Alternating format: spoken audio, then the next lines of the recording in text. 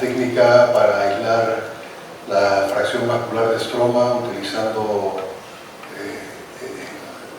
luz, y si realmente ha cambiado la efectividad de la fracción vascular de estroma para ejercer terapia regenerativa, como ha mostrado Patricio en diferentes tipos de tejidos.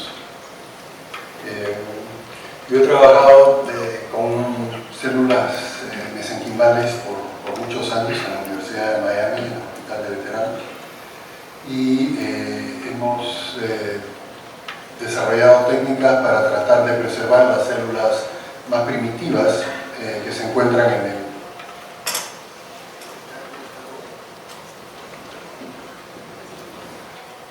¿Aló? Ok. Entonces, vamos a revisar los trabajos que hemos estado haciendo en células mesenquimales, y vamos a abordar desde la biología molecular, celular y capacidad terapéutica de estas células en el contexto tisular y qué aplicaciones se pueden dar en el trasplante de tejidos y órganos. Entonces, claramente el trasplante de órganos es el estándar para reparar a pacientes, a tejidos de pacientes, órganos de pacientes que están rescatarles la vida. Pero estos trasplantes tienen una serie de desafíos. Entonces, una propuesta es considerar a las células como terapias para tratar de resolver las limitaciones de los trasplantes de órganos sólidos. Vamos a ver, discutir la capacidad inmunomoduladora y regenerativa de las células mesenquimales en general y una población particular de células mesenquimales que hemos determinado o llamado células multilinaje inducibles adultas o células mías. Y estas aplicaciones, cómo se pueden utilizar en la preservación de órganos, así como la funcionalidad del injerto y para evitar o disminuir el rechazo humoral. ¿Verdad? Como dije anteriormente, el trasplante es el tratamiento para salvar vidas en pacientes que tienen una disfunción irreversible y terminal de órganos. Pero a pesar de esta potencia impresionante, existen muchos desafíos, ¿no? Uno es la escasez de donantes, que se ha visto en las charlas anteriores, las lesiones de isquemia y reperfusión, o ischemic reperfusion injury, y la función del injerto que se va a trasplantar, el rechazo inmunológico mediado por anticuerpos y la enfermedad de injerto contra hueso. Los órganos necesitan mantenimiento antes del trasplante y es necesario mejorar la tecnología para conservar los órganos. La aplicación de inmunosupresores ha controlado eficazmente el rechazo celular, pero el rechazo humoral sigue siendo un desafío y contribuye al fracaso de los trasplantes y eventualmente a la muerte del paciente que ha recibido el órgano. Entonces, otro de las limitaciones y desafíos es que el diagnóstico, preservación y tratamiento de infecciones es un foco de investigación y tiene que ser balanceado con la optimización de la inmunosupresión, con el trasplante que es rechazado y este rechazo mediado por anticuerpos, y cómo esto influye en la esperanza de vida a largo plazo del donante. Entonces, las terapias celulares han sido como una alternativa a estos desafíos que enfrentan la mayoría de ustedes en el trasplante de órganos sólidos. Y ensayos preclínicos y clínicos recientemente con terapias celulares han identificado a diferentes poblaciones de células que pueden contribuir al éxito más rotundo de un trasplante de órganos sólidos. Este tipo de células incluyen a las células T reguladoras, a las células dendríticas reguladoras y recientemente a las células mesenquimales, todas las cuales han mostrado resultados prometedores. Las células T reguladoras permiten la tolerancia al injerto y representan una alternativa a la inmunosupresión clásica. Sin embargo, hay limitaciones con las células T reguladores, no persisten en grandes cantidades en la circulación después de ser infundidas y pueden inducir un fenotipo efector proinflamatorio.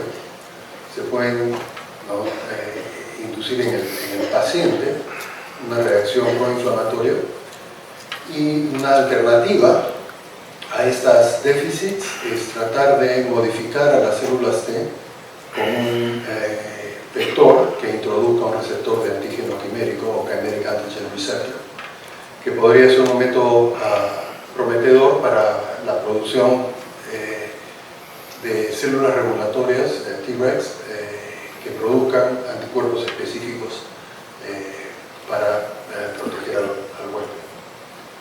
Las células dendríticas son otra población de células que también pueden utilizarse en el trasplante alogénico y tienen alta capacidad, son células más inmaduras que las T reguladoras y pueden generar T reguladoras en el huésped, así como reguladoras, células B reguladoras. Las limitaciones es que las C reguladoras derivados de donantes están restringidos al trasplante de órganos donantes vivos.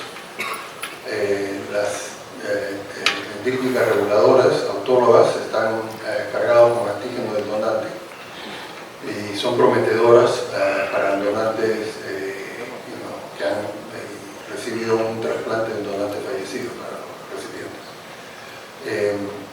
Las células dendríticas modificadas genéticamente pueden ser un enfoque viable también para el tratamiento de la terapia para el rechazo del injerto. Ahora entramos en las células mesenquimales. Las células mesenquimales, como alertó Patricio, son células progenitoras y son en general multipotentes. No son del compartimiento hematopoyético y desempeñan un papel de remodelación tisular y residen en diferentes tejidos, ¿verdad? Como dijo Patricio, la Sociedad Internacional de Terapias Celulares define esta población de células con parámetros bastante amplios, ¿verdad? Células que se pueden adherir y expandirse y crecer como células adherentes, que tienen una morfología fibroblástica y que tienen marcadores específicos que son el doble, CD105, CD73 y C90, pero carecen de varios marcadores del sistema hematopoyético, lo cual permite su uso halogénico. Entonces, donantes no tienen que ser machados con recipientes que tengan que tener ciertas características inmunológicas para poder realizar un trasplante. Y en general estas células dentro del marco del escritorio tienen la capacidad de diferenciarse de osteoblastos, adipocitos y condrocitos o condroblastos. Entonces, estas células a lo largo de los últimos 10-15 años han habido una explosión en la utilización de estas células en diferentes contextos. Primero, obviamente en ensayos en modelos preclínicos, en modelos animales, y luego en ensayos clínicos. Entonces, estos ensayos clínicos basados en este tipo de células prácticamente han abordado todos los tipos de tejidos en el cuerpo humano: cerebro, sistema nervioso, tráquea, músculo, pulmón, corazón, páncreas, intestino, riñones, todo tipo de tejidos. Al día del 1 de noviembre de este año se encuentran registrados 1.509 ensayos clínicos en el mundo donde se usan este tipo de células para diferentes tipos de terapias. Entonces, la actividad moduladora de estas células se pueden utilizar en el beneficio del trasplante de órganos para el tratamiento del rechazo humoral, la enfermedad graft-versus-host injerto contrahueste, y regulan, estas células en general regulan las respuestas inmunes innatas y adaptativas, inhiben la proliferación de linfocitos B, C y células asesinas, natural killer cells, y así como la maduración de las células dendríticas. Entonces, estas células, a pesar de que se llaman mesenquimales o mesenquimatosas, son también parte del sistema inmune. Y su capacidad es inmunomoduladora, inmunosupresora en ciertos contextos, pero a su vez también estimulan la capacidad de las células del sistema inmune a luchar contra infecciones. Y pueden ser en la capacidad regenerativa, en el contexto regenerativo de este tipo de células, pueden prevenir o revertir la lesión de isquemia-reperfusión y pueden contribuir al reacondicionamiento o preacondicionamiento de injertos que van a ser trasplantados para mejorar su calidad. Entonces, las células mesenquimales en trasplante de órganos se han venido utilizando en el contexto autólogo, no células autólogas, en trasplante hematopoyético, renal, después también en el contexto alogénico, también trasplante renal, trasplante de hígado, y diferentes evaluaciones se han hecho de estas terapias, estas intervenciones, y los resultados son mixtos, ¿no? Algunas terapias o algunas intervenciones resultan en procesos favorables y otras no tanto, o no tienen un efecto terapéutico. En ningún caso se ha encontrado un efecto adverso, no hay efectos adversos de esta célula, pero su capacidad terapéutica es variable. También en trasplante de pulmón hay una serie de variables en número de células, tipo de infusión, células autólogas, halogénicas, y en general los resultados son favorables, pero no se ha podido establecer un protocolo que defina esta es la manera de hacer las cosas correctamente.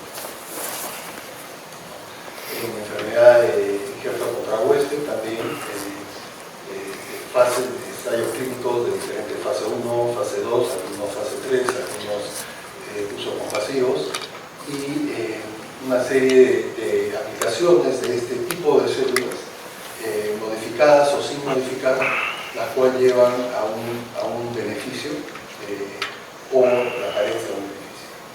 Entonces, a pesar de que estas células tienen mucho potencial, existen limitaciones sobre sus aplicaciones. ¿Por qué? Porque son altamente heterogéneas. Todas las células que no cumplen estas características fenotípicas y de adherencia y expansión como células adherentes se llaman igual. Todas se llaman células madre mesenquimatosas o células de estroma o células madre, pero son derivadas de donantes de diferentes edades, con diferentes estados de salud y movilidad, tienen diferentes orígenes anatómicos, dependen de un laboratorio que las aísle y las expanda bajo ciertas condiciones, están expuestas a una senescencia celular durante el cultivo in vitro. Esto conlleva a la variabilidad de la capacidad inmunomoduladora o inmunogenicidad de estas células. También tiene que ver la ruta de administración, cómo es que estas células son administradas en un paciente que necesita este tipo de cuidado, y cuáles son los mecanismos de acción de estas diferentes poblaciones de células. Entonces, ante este desafío, como mencionó el Patricio, las células mesenquimales se originan de diferentes tipos de tejidos: el endometrio, la placenta, el líquido amniótico, cordón umbilical, médula ósea, pulpa dental, de la dermis, inclusive de la leche materna. Y todas estas células se llaman igual, células mesenquimales, o células madre, o células de estroma del tejido. En muchos de los casos, estas células pueden generar osteocitos, osteoblastos, adipocitos, células sanguíneas, inclusive de comportamiento hematopoyético, cardiomiocitos, condrocitos, células del riñón, del tubo renal y neuronas. Entonces, esto se ve en diferentes laboratorios, diferentes grupos que llegan a obtener estos resultados, pero una vez que estos resultados se quieren traducir a otros centros, no llegan a tener el mismo éxito. Inclusive, si nos enfocamos solamente en la médula ósea, acá vemos 4 laboratorios que están trabajando, o que han estado trabajando históricamente en estas células. Todos utilizan el mismo tejido inicial, médula ósea, y todas estas células son CD73 positivas, CD90 y CD105 negativas, positivas y negativas para el perfil hematopoyético. Sin embargo, el laboratorio de la doctora Catherine Greffaye aisló unas poblaciones que se llaman multilineage adult progenitor cells. Estas células, son distintas a las células que obtuvo el doctor Darwin Prokop en su laboratorio en Tulane, y él aisló 10 subtipos de células mesenquimales, rapidly self-renewing 1, ARS1, ARS10. Entonces el mismo laboratorio podía diferenciar 10 subtipos de células mesenquimales derivadas de un solo bacilo. Otro laboratorio, los Very Small Embryonic Light Cells, células mesenquimales que circulan, el laboratorio del Dr. Young, Reserve Cells, y todas tienen una morfología parecida, todas tienen este grupo de marcadores similares, pero funcionalmente son todas distintas. Nosotros empezamos a trabajar con estas células hace unos 25 años y nos dimos cuenta de la heterogeneidad. Trabajamos con el banco de tejidos de la Universidad de Miami y obteníamos donantes cadavéricos de diferentes edades, ambos géneros, y utilizábamos el protocolo estándar para aislar células mesenquimales de stroma, que era el nombre que se refería en ese momento, y todas cumplían con el perfil fenotípico, pero la funcionalidad era distinta. Algunas células producían solamente adipocitos, otras adipocitos y condrocitos, otras solamente osteoblastos, y había unas cuantas que producían el tipo de linaje. Entonces nosotros decidimos cambiar la metodología para aislar las células y cultivar estas células basándonos en lo que sabemos del nicho celular donde estas células se encuentran anatómicamente en la célula ósea. Entonces modificamos esta estrategia para considerar factores tumorales, factores de crecimiento, factores estructurales, el tipo de sustrato sobre la cual las células van a crecer y expandirse, la contribución de células adyacentes, el contenido de gases que afecta el comportamiento celular, la contribución metabólica de la glucosa y ácidos grasos esenciales, la densidad y contacto físico y el compartimiento neural, cómo es que estos nichos están regulados por el sistema nervioso central, y cómo estas diversas señales contribuyen al comportamiento de las células que se están cultivando in vitro. Entonces desarrollamos una tecnología para tratar de aislar y comparar este tipo de células. Estas son las células que obtuvimos. Acá es un cultivo de 20 horas reducido a unos 30 segundos. Entonces, cuando uno las ve en el microscopio, estas células parece que están inmóviles, pero son altamente motiles, se mueven, y cuando comenzamos a analizar el perfil de transcripción, qué factores, qué RNA mensajeros se expresaban en estas células, aisladas de diferentes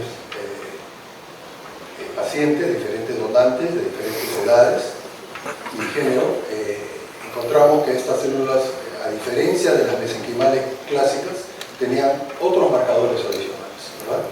Tenían estos O4A, nano, SOX2, X1, BMI1. Estos son factores de transcripción asociados con la autorrenovación de las células embrionarias, ¿verdad? Entonces, mantenían un perfil de control genético de similar a las células embrionarias, bastante primitivas en el contexto de desarrollo.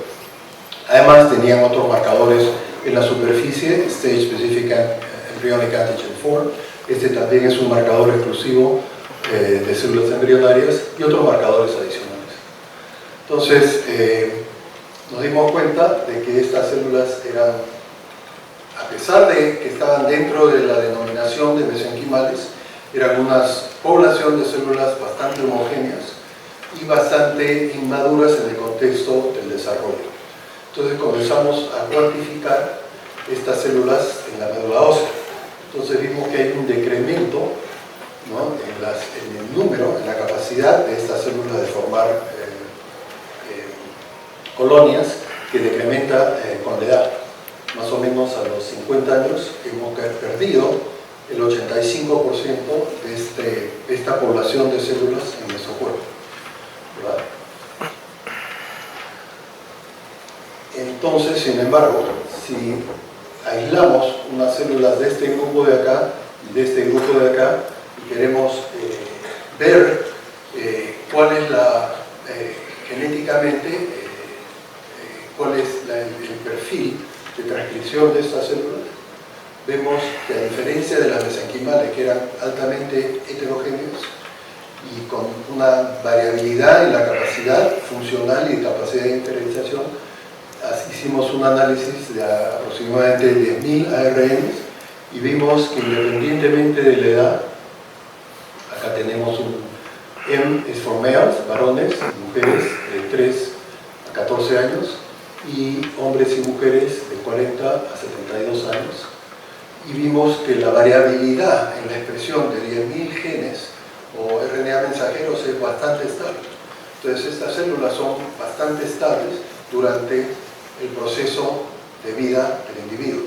El número de ellas decrementa, pero estas células tienen un reloj biológico bastante cercano a cero, independientemente de la edad. Entonces, a pesar de que nosotros envejecemos durante nuestra vida somática, mantenemos poblaciones de células cuyo reloj biológico están cerca a cero.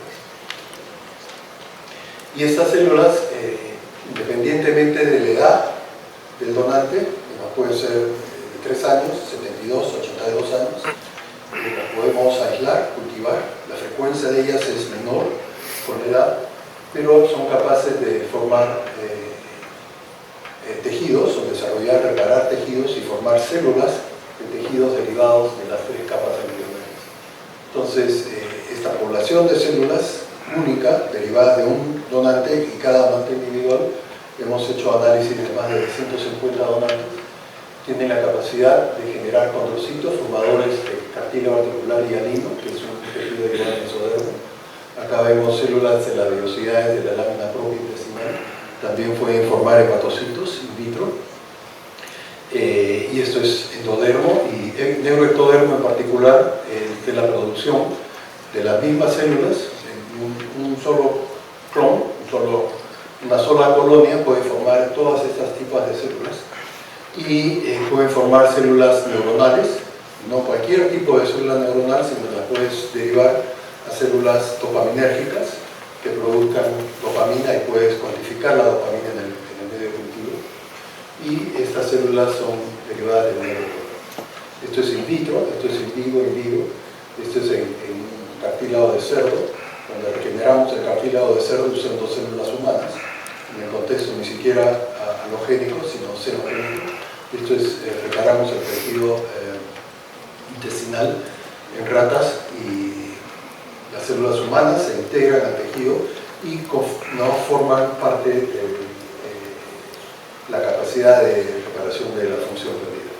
Y estas células in vitro pueden, tinción con tirosina hidroxilasa, que es una enzima que participa en la síntesis de dopamina, y solamente las neuronas dopaminérgicas tienen la expresión de tirosina hidroxilasa, y estas células producen dopamina en el laboratorio y también en el cerebro de una rata. Acá estamos haciendo una tinción también de tirosina hidroxilasa de origen humano, un anticuerpo contra la tirosina hidroxilasa humana, y acá son las células humanas implantadas en el cerebro de la rata que producen TH y recuperan funciones dopaminérgicas perdidas en estos modelos animales. Entonces, si vemos las características funcionales, ¿no? ¿Cuál es el estado de estas células durante el cultivo y la expansión? Si obtenemos del mismo donante, de la misma tejido original de médula ósea, y cultivamos las células de médula ósea bajo las características de la expansión de tejido de células mesenquimales de la manera clásica, vemos la tasa de senescencia en células mesenquimales es mucho más alta que la tasa de senescencia en células mías. Entonces podemos aislar, cultivar y expandir estas células manteniendo su estado biológico primitivo y presumiblemente terapéutico. Y otros marcadores, este es un marcador indirecto, no es un marcador molecular, pero es una actividad que se llama beta-galactosidasa asociada con la senescencia, y vemos que no se ve bien acá, pero acá estas células están mucho más teñidas de color azul para la actividad de la beta-galactosidasa. Y además también tenemos marcadores de apoptosis que han disminuido significativamente. Entonces, si seguimos analizando con más detalle molecularmente estas poblaciones de células derivadas del mismo tejido, acá hacemos 3 donantes donde aislamos mesenquimales de la médula ósea y células mías de la médula ósea y las comparamos proteómicamente con células embrionarias y vemos cuál es el perfil de proteínas que se encuentran en estos diferentes tipos de células madre. Y vemos que hay mucho más concordancia entre las células mías, estas son células mías derivadas de médula ósea, y el acrónimo es Miami Cells, y tienen mucho más concordancia con las células embrionarias que las mesenquimales.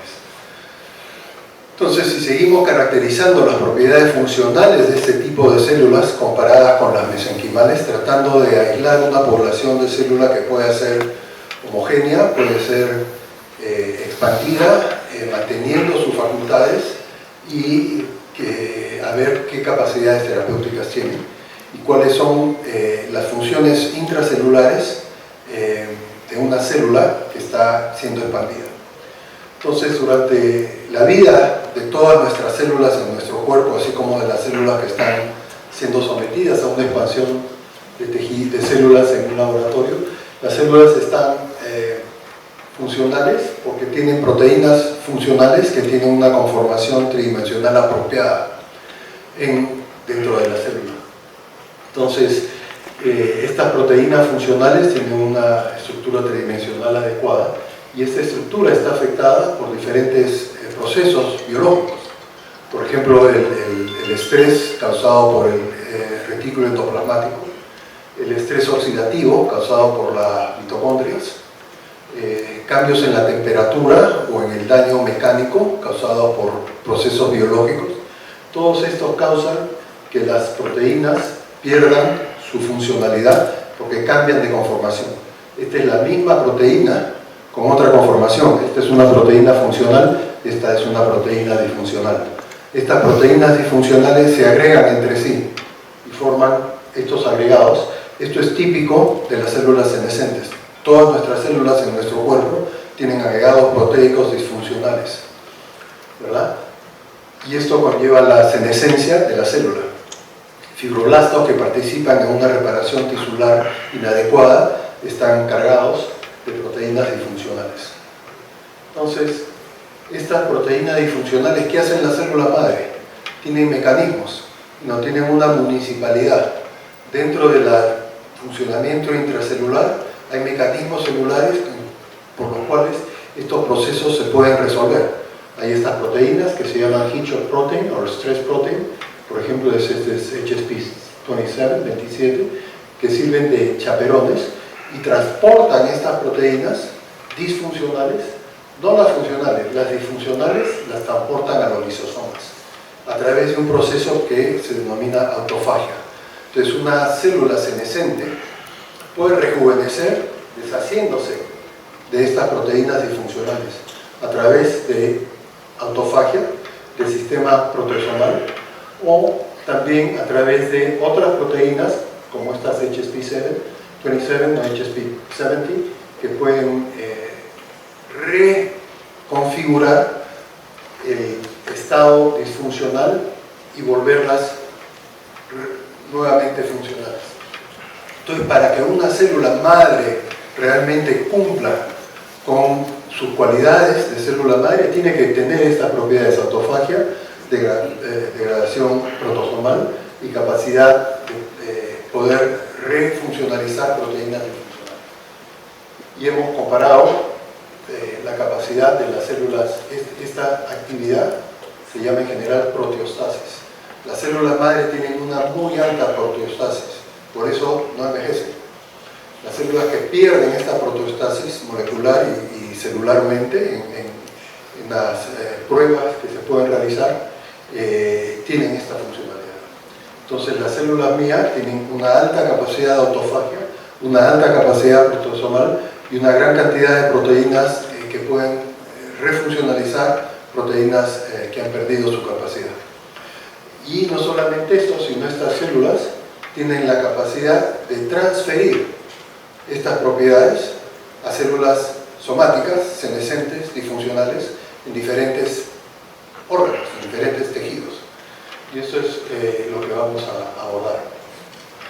Esta célula mía, en un modelo de una enfermedad vascular periférica, se puede ver que después del daño tisular, fibroblastos no reparan el tejido, eventualmente este tejido se vuelve necrótico y la ratita no se come su propia pierna para no morir, infectarse, y entonces acá se ve que con la pérdida vascular el vehículo no tenía una función, las células fibroblásticas tampoco, pero las células mías sí han regenerado el compartimento vascular, han regenerado el compartimento muscular, y solamente con una sola inyección de estas células ya han recuperado la función, ¿no? La isquemia perdida se ha recuperado, ¿no? Por el Doppler se puede medir la perfusión sanguínea al músculo y al hueso, y también el score de funcionalidad.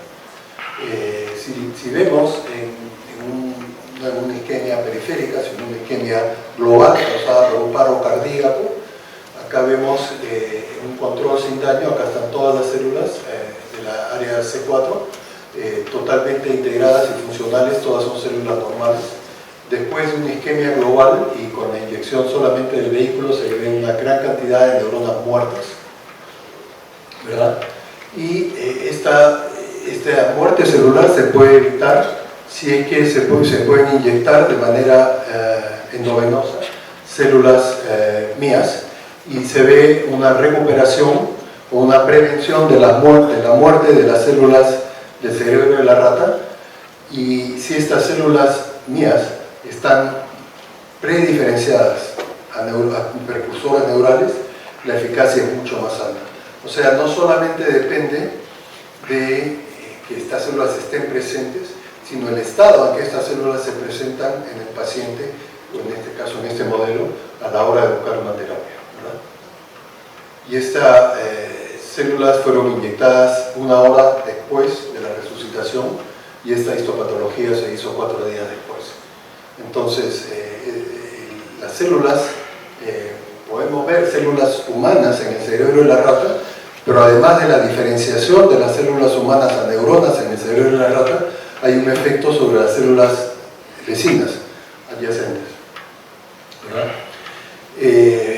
¿Qué actividad pueden estar haciendo, ¿no? En estas células? ¿Qué actividad tienen estas células madre en el huésped, en las neuronas del cerebro? Acá vemos que en el caso de células neuroepiteliales progenitoras del cerebro, derivadas del cerebro humano fetal, estos son en abortos médicos que han sido necesarios.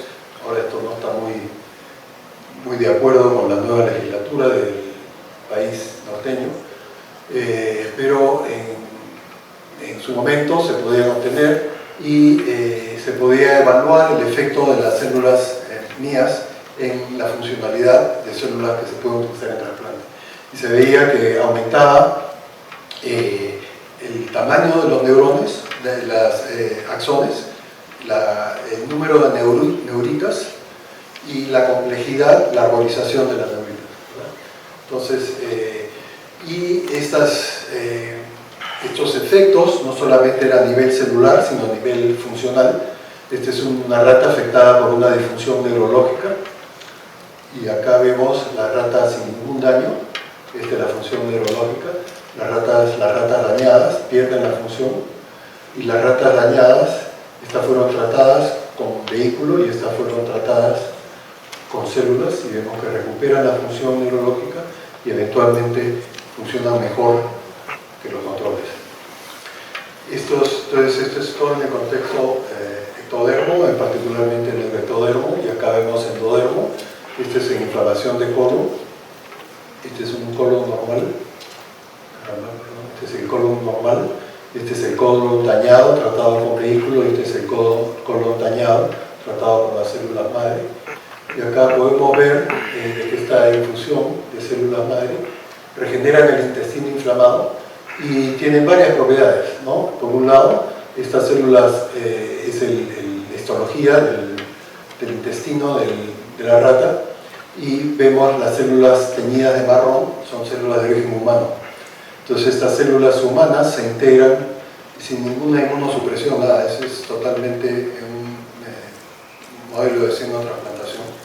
Las células humanas se ubican en la lámina propia y en las vellosidades, y acá se encuentran células humanas, ¿no?, que están funcionalmente reabsorbiendo y recuperando la función. Entonces, dentro de todo el tejido de la rata hay varias células de origen humano que contribuyen a la reparación. Y vemos que en la sangre de la rata ha habido un cambio, ¿no? El proceso inflamatorio reduce la producción de interleuquina 10, que es un mediador antiinflamatorio, y aumentan la producción de interferón gamma, que es proinflamatorio. Esta rata con este déficit está en un estado inmunológico nocivo, y la inyección de estas células no solamente regenera, sino cambia el perfil inmunológico de la ratita, y vemos que hay un aumento significativo de la producción de interleuquina 10 y hay una supresión dramática de la producción de interferón gamma. Esto es endodermo. En el mesodermo vemos que las células pueden reparar tejido articular y hialino. Acá vemos un daño, este es en cartílago de caballo, esto es un daño osteocondral. Este daño osteocondral no se regenera, no se recupera nunca por sí solo. Si ponemos células con PRP, hay una reparación muy pequeña del cartílago articular, pero no del hueso subcondral. Si ponemos las células con andamios, vemos que hay una reparación del cartílago, ¿verdad? Este es un cartílago, este es la superficie del cartílago, pero si vemos con detenimiento, este cartílago, que es el del huésped, y este cartílago, que es el regenerado, son dos cartílagos distintos. Este es un cartílago hialino y este es un cartílago fibroso.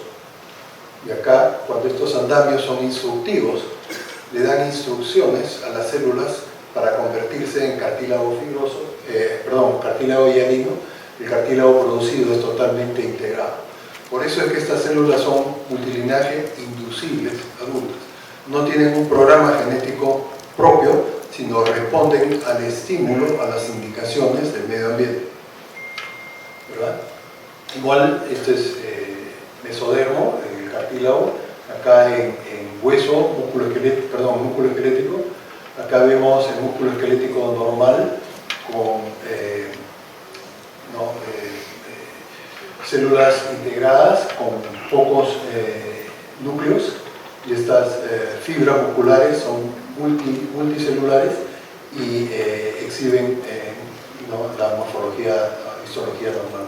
Cuando se hace un daño, ya sea isquémico o mecánico, hay una infiltración de adipocitos, hay una infiltración de linfocitos T, y daño causa la muerte, el daño del músculo, y esto es cuando el daño está tratado solamente con el vehículo, y acá cuando está tratado el daño, con en este caso 100.000 células mías, y vemos que hay formación de nuevas células del sistema musculoesquelético.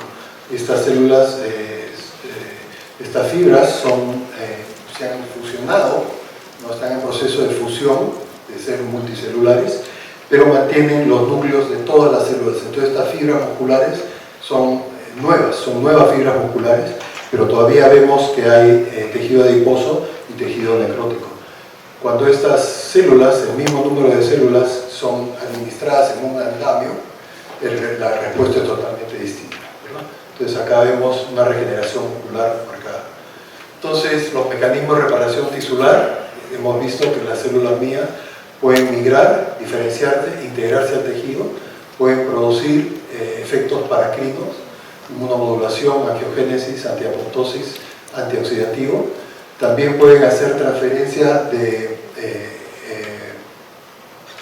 organeles como mitocondrias y otros tipos de organeles también, y también actúan a manera de mecanismo de contacto. Y otro aspecto de la reparación tisular es mediado por vesículas extracelulares. Entonces, si vamos a las vesículas extracelulares que también fueron mencionadas por Patricio, todas las células en nuestro cuerpo, todas nuestras células o casi todas nuestras células en este momento están produciendo cientos de miles de millones de vesículas extracelulares. Hay diferentes tipos de vesículas.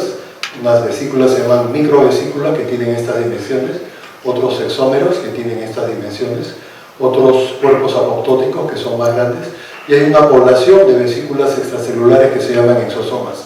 Estas son producidas por un mecanismo activo de producción de exosomas y participan en la comunicación intercelular.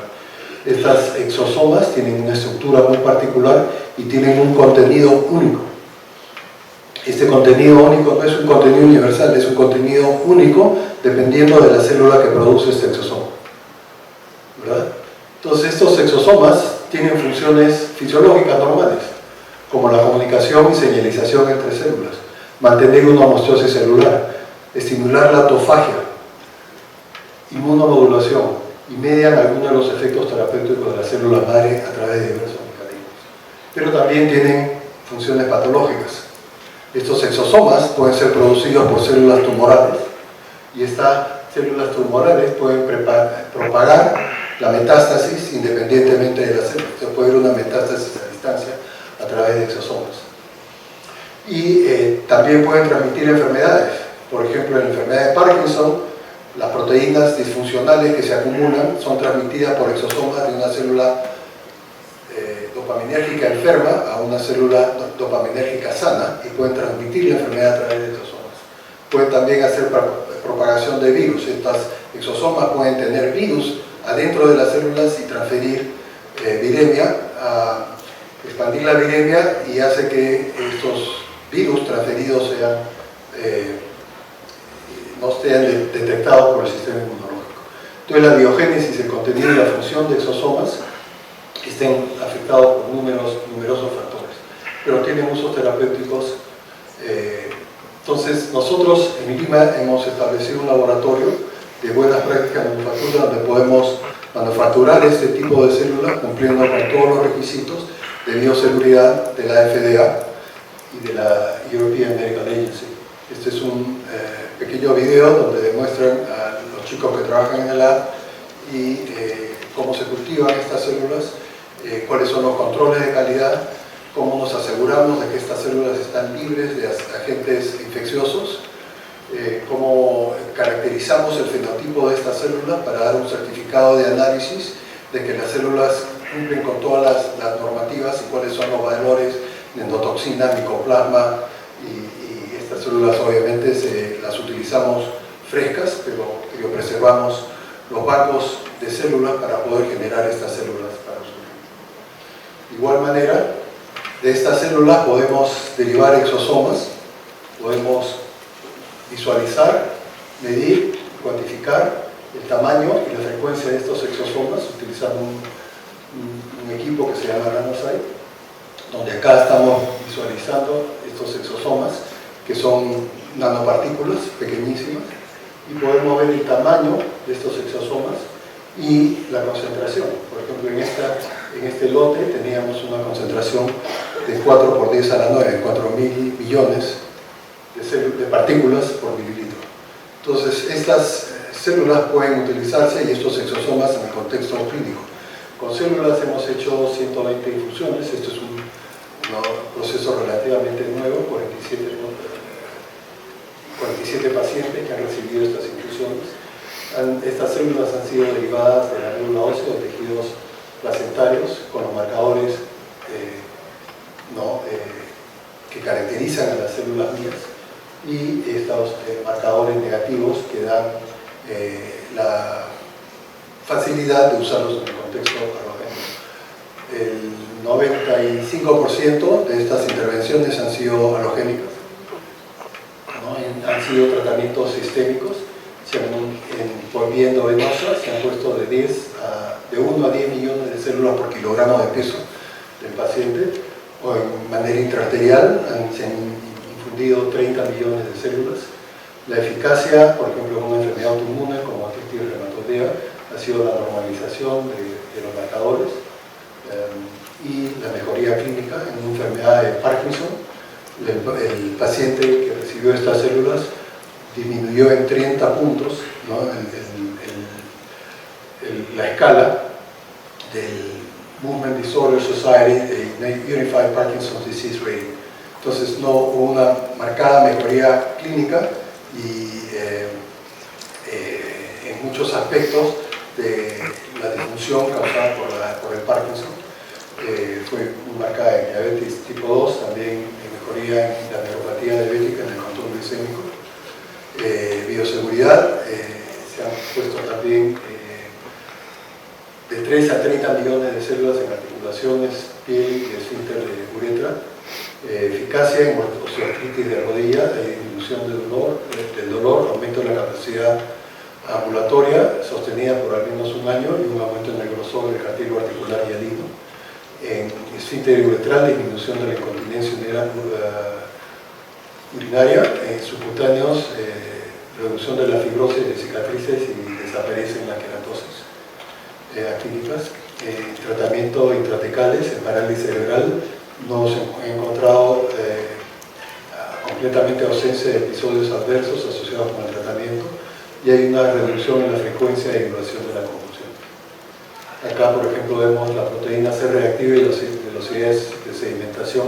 Antes del tratamiento estaba entre 60 y 90 y bajó a 1.4, y la velocidad de sedimentación de 80 a 90.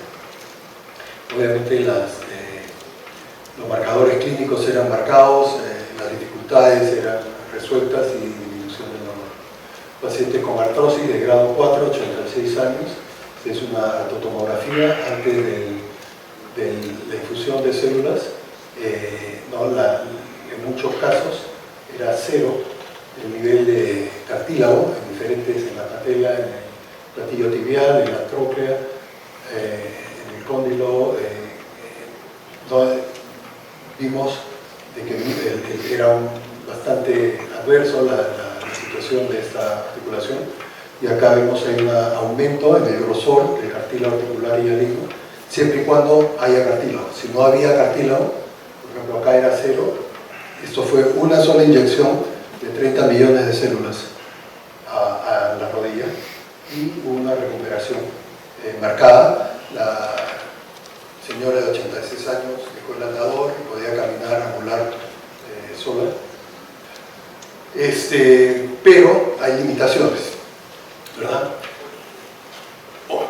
Entonces, nada, vamos a reducir esto, y para el efecto de enfermedad injerto contra huésped, como había mencionado, hay una gran variabilidad en la respuesta de los pacientes al trasplante de células, y este protocolo fue propuesto el año pasado por Katrina LeBlanc en el Karolinska Institute, donde sugiere que para optimizar el resultado de la terapia es necesario evaluar donantes para ver el efecto de los factores producidos por los donantes en los recipientes que van a recibir estas terapias.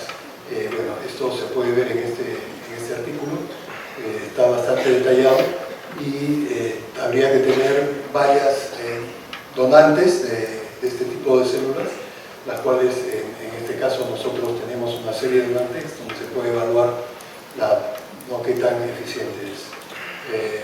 Resumen, estas células tienen alta capacidad de renovación, diferenciación, alta seguridad, eficaz en el contexto alogénico y puede utilizarse para estimular la tolerancia por inmunomodulación, reacondicionamiento del tejido, tratamiento de la enfermedad de injerto contra huésped y la repercusión y celulización de tejidos musculoesqueléticos o otro tipo de tejidos.